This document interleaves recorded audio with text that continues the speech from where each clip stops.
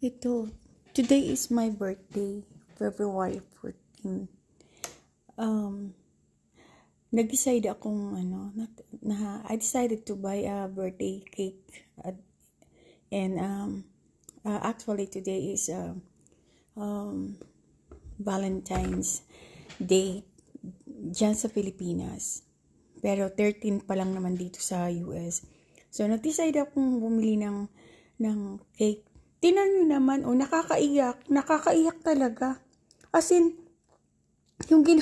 sabi ko pakilagay na lang happy birthday and happy Valentine's Day.